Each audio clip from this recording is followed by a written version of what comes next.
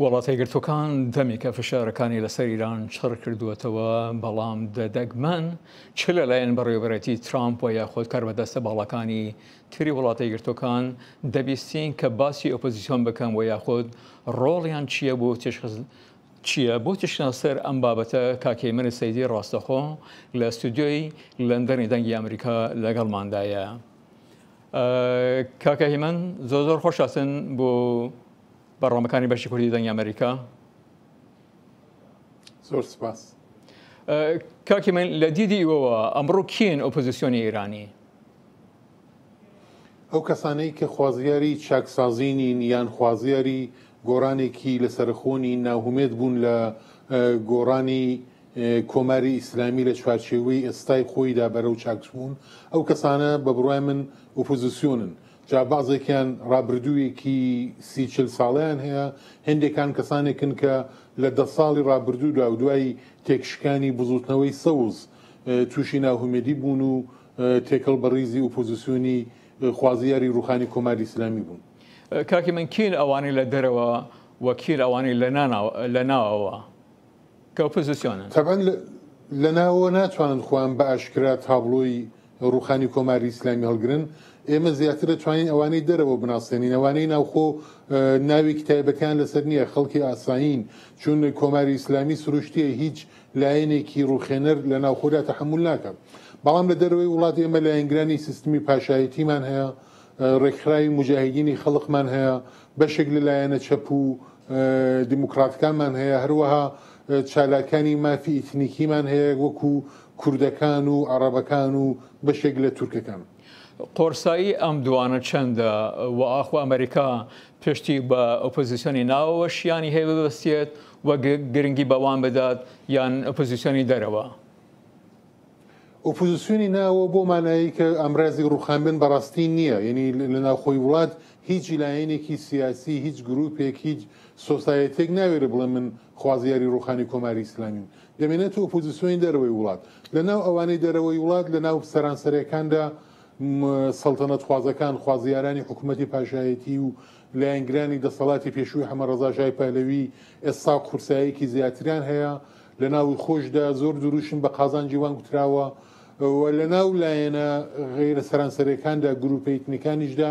کورد قورسایی لە باقیەکان وەکو تورک و عەرەبەکان زیاترە. وەکو لە میدیەکاندا باز دەکرێت مجاهدینی کە تا دوێنێ لە لیستی ڕێکخراوە تروریستەکانی وەزارەتی دەرەوە بوو ئەمڕۆ خۆی لەسەر دەستەی ئۆپۆزیسیۆن دەبینێت. ئایا مجاهدین هێز و توانایەکەی جارانی ماوە؟ هەروکو ئاماژە پێکرد بۆ خۆی لەسەر دەستی ئۆپۆزیسیۆن دەبینێ، ڕێکخستنی ماوە،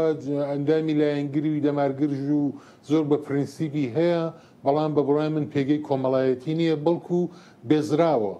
و بەشێکی زۆر لە ئۆپۆزیسیۆنیش قوبوڵیان نییە. من نازانم چەندە دروستەیە چەندە دروست نیە، بەڵام ئەوەندە دەزانم کە پرۆپاگەندەی کۆماری ئیسلامی بە دژی مجاهیدین لە نێوان جەماوەری ئێراندا قوبوڵ کراوە. کۆماری ئیسلامی نەیتوانیوە ئەو جوورێکی پێویستی بوو سەڵتەنەت تەڵەبەکان تەخریب بکە. بە نیسبەت کوردی زۆر سەرکەوتنی بەرز نێناوە، بەڵام بە نیسبەت مجاهیدین ئەوەی کتوویەتی خەڵک باوەڕی پێکردو کە بەشێکی دەگەڕێتەوە بۆ کردەوەکانی خودی مجاهیدین. بزوتنەوەی ساوس تا چەند پێگەیان لە ناوەی ئیران بەهێزە؟ بەهێز بوو بەڕاستی بزوتنەوەی سەوز تەنیا لایەنێک بوو کە دەیتوانی سەدان هزار کەس بێنێتە سەر شەقام لە ساڵەکانی 2009-2010دا، بەڵام بەلاواز بە درێژخایەنبوونی جیرانی ڕێبەرەکانیان بە هەڵوێستی لاوازی بەدەنەکەیان بە پشتیوانەیەکی کە کردیان لە ڕوحانی و وەدینەهاتنی دروشمەکانی ڕوحانی پێگەی خۆیان لەدەستدا. ئێستا دەکرێت بڵێن شتێگەنەی بزوتنەوەی سەوز بوونی نییە، بە شانێکان پەشیمان بوونەتەوە و تێکەڵ بە ڕێفۆرمیستەکان بوون، بەشێکیشیان تێکەڵ بە ڕیزی ئۆپۆزیسیۆنی خوازیاری ڕوخانی کۆماری ئیسلامی بوون. تا ئەو ڕادێ ئاگادار بن ئەمریکایەکان تا چەند باسی کورد و ڕۆڵی کورد دەکەن لە ناخشەوە پیلانەکانیاندا؟ لە باقی پارچەکان بۆ وێنە لە باشووریان لە ڕۆژاوای کوردستان باسی کورد دەکرێت، بەڵام بەداخەوە لە ڕۆژهەڵاتی کوردستان ئۆپۆزیسیۆنی کوردی نەیتوانیوە متمانەی ئەمریکەکان بۆ لای خۆی ڕابکێشێ. ئەو هەموو دیدار و سەردانانش کە هەیان بوو لە وەزارەتی دەرەوە لە پێنتاگۆن یان چوونەتە کۆنگرێسی ئەمریکا نەیانتوانیەوە بەڕاستی سرنجی ئەمریکایەکان بخۆیان ڕابکێشن هۆکارەکەی بۆ من ڕوون نییە بەڵام یەکێک لە شتەکان کەم لە بیرمە لە جەنگەی ڕووداوەکانی 11 سپتەمبردا حیزبی دموکراتی کوردستانی ئێران پۆستی نۆنەرایەتەکەی لە ئەمریکا بەتاڵ بوو یعنی ئەو کاتەی کە جۆرج بوش دەگەڕا لە ئۆپۆزیسیۆن هەویست یارمەتی ئۆپۆزیسیۆن بدا کوردێکن لەوێ نەبەوە یارمەتی وەرگێ دواتریش دیسانەکانی لە سەردەمی ئۆبامادا ئۆپۆزیسیۆن بەگشتی پەراوێز خران لە سەردەمی ترامپدا لە 1-2 ساڵی ڕابردوودا نازانم بەڕاستی توانیوانە کارێک بکەن یاننا بەڵام تا ئەو جگایی کە قسە و گفت و هەڵوێستی ئەمریکەکان جۆ لێ دەگرین هیچ باسێکان لە کورد و لە ئۆپۆزیسیۆنی کوردی بەکردەوە نەکردەوە. ڕێکخراوە کوردیەکانە مجاهدین و لەوانەیە تا ڕادەیەکیش بەلوچەکانیش هێزی چەکداریان هەبێت ئایا لایەنێکی تر هەن خاوەن بزوتنەوەی چەکداری بن؟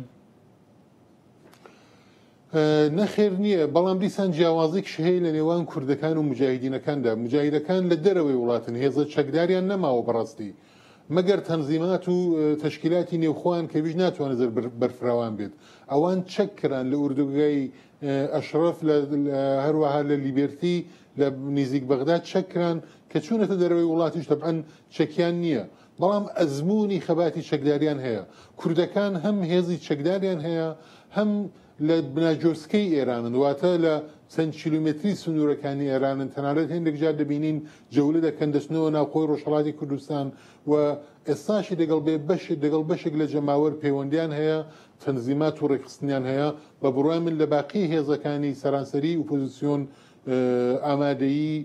خەبات و خۆراگریان ئەحیانە دەگەر پێویست بێ زیاترە بەس کاکی من ئەمانە لە شیانی پەلامەردانی ئیران چ ڕۆڵێک دەتوانن ببینن؟ تەبعەن ئەگەر پەلاماری ئێران بدرێت بە بڕای من لە ڕێگای زەویەوە نابێت لە ڕێگای ئاسمانەوە دەبێت هەرچەنەوە گەرەش بخۆی لاوازە ڕەنگە ئاسان کار نەگاتە پەلاماری نیزامی ڕەنگە هەرو فشارانەی کە ئێستا هەیە لەسەر سیستمی ئابووری ئەو گەمار و سیاسیانە و ئابوورانەی کە لەسەر ئێران هەیە ئێران تووشی قەیرانێکی قوڵ بکات و بەڕاپەڕینی جەماوەری ڕژیمی کۆماری ئیسلامی بڕوخێت تەمان لەو حاڵەتەشدا هێزی چەکداری پێشمەرگە دەتوانن دەورێکی یارمەتیدەریان هەبێت بەڵام لە ئەگەری شەڕی ڕاستە و خۆدا من پێم وایە بەهۆی وەی کە ئەمریکەکان نان هەوێت سەرباز بنێرن ڕەنگە دیسان لێرەش هێزی پێشمەرگەی کورد دەور بگیرێت کە ئەوەش دەبێ بۆ خۆی بەشە باش و خراپەکەی هەڵپسەنگێنرێت داخوا چەندە دەتوانێت کاریگەر بێت چەندەش دەتوانێت مەترسی لەسەر کوردستان و لەسەر هێزی پێشمەرگە هەبێت کوردستان هەمیشە گۆڕەپانی شەڕ بووە و لە دەرەنجام شار و گوند و دیهاتەکانی وێران بووە دەبێت کورد ڕێگا بە مجاهدین بدەن لە کوردستانەوە شەڕ بکات یان لە سنوورێکی تری ئیرانەوە سنووری تری ئێران بەخۆیان مەربوتە بەڵام بەنسبەت کوردستان بە هیچ شێوە پێم وایە نابێ ئیزم بدرێت نە مجاهیدین نە هیچ لایەنێکی دیکە لە خاکی کوردستان بۆ مەبەستی خۆیان کەڵک وەرگن ئەوەی کە بخۆیان لە ناوچەیەک ترەوە لە خوزستانەوە لە شوێنێک ترەوە بچین ئیقدامی بکەن بەڕاستی لە اختیاری کوردانیە بەڵام کورد یەکەمەوەی کە بڕیاریەوەی کە داخوا شەڕی چەکداری بکەیانەی کە دەبێت بۆ خۆی بیدا دووهەمەوەی کە تەنیا هێزێک کە دەبێت لەو ناوچانەدا لەو بوارەدا بڕیار بدا و مەیدانی کردەوەی هەبێت دەبێت کورد بێ مەگەر وەی کە لەسەر ڕێککەوتنێک کە لایەنە سیاسەکان هەموو لایەنە سیاسەکانی کورد هەموو ڕێککەون ئەو کاتی بە ئیزنیوان لەژێر چاوەدەریواندا ڕەنگە لایەنێکی دیکەی سیاسی بتوانێت بێتە مەدانی سیاسی بەڵام بەگشتی کوردستان دەبێت تەرخان بکرێت بۆ خەباتی کورد جا چ لە وەکو خەباتی جەماوەری چ وەک خەباتی چەکداری کاکی من زۆر بە کورتی ئۆپۆزیسیۆنێک لەو ئاستەدا کە نەیەگرتووە نەڕێکخراوە نەخەوەن داراییکی بەهێزە دەبی ئەمریکا چ ئومێدێک بەو جۆرە هێزانە ببەستێت یەکەمەوەی کە احتمالی هەیە ئۆپۆزیسیۆنە کە بەتابێت کۆماری خوازەکان و سەڵتەنەت خوازەکان لێک کۆ ببنەوە لێک نزیک بنەوە دوامەوەی کە لە چەند ساڵی ڕابردوودا بۆ پرۆپاگەندانەی کە لە دەرەوەی وڵات کراوە لایەنگرانی پاشایەتی توانیویانە جەماوەر و پێگەی خۆیان هەبێ و پێم وابێت لە حاڵی حاضردا بەهێزترین هێزی ئۆپۆزیسیۆنن کە ئەمریکا دەتوانێت وتوێژیان لەگەڵ بکە احتمالی هەیە لە داهاتوویەکی نزیکدا